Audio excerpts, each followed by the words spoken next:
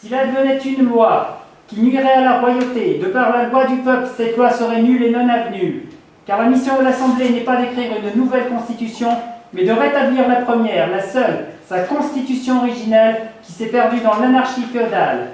Fort de toutes ces raisons, vous nous laisserez notre royaume, nos églises et nos terres, et vous ne nuirez à aucun de nos représentants, si inclus Louis XVI, roi de France, auparavant appelé comte de Provence. Que fait un chien battu et maltraité par son maître? Que fait-il pour se libérer? Il a deux solutions. Soit il s'attaque à ses chaînes, soit au tortionnaire. Ses dents ne vont jamais rompre l'acier. Elles se briseraient plutôt.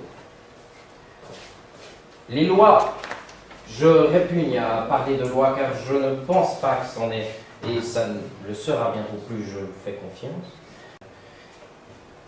Maintenant, que peut le peuple contre ces lois? Le peuple ne peut rien contre les lois, ces lois mêmes qui garantissent son impuissance. Mais le peuple peut contre ceux qui les protègent et cherchent à les faire maintenir. Aussi, vous plaignez de la violence des exclus. Elles ne sont que juste et seule réaction à la violence des lois.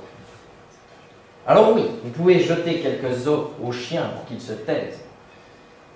Mais ce pays est aussi le nôtre. Et il ne vaut mieux pas vouloir jouer sans eux.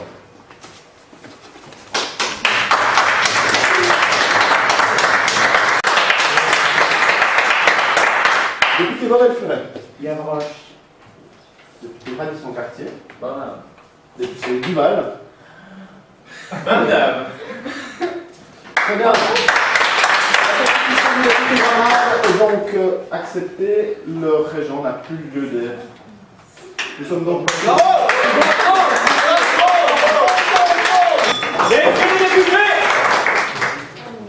Une annonce.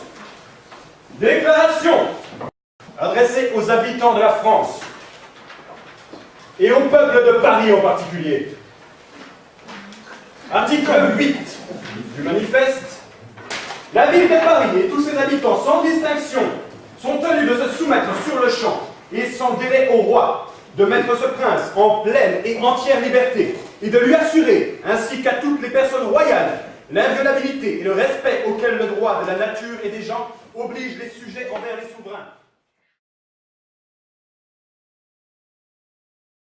L'Assemblée nationale, voulant établir la Constitution française sur les principes qu'elle vient de reconnaître et de déclarer, abolit irrévocablement les institutions qui blessaient la liberté et l'égalité des droits. Il n'y a plus, pour aucune partie de la nation, ni pour aucun autre individu, aucun privilège ni exception aux droits communs de tous les Français.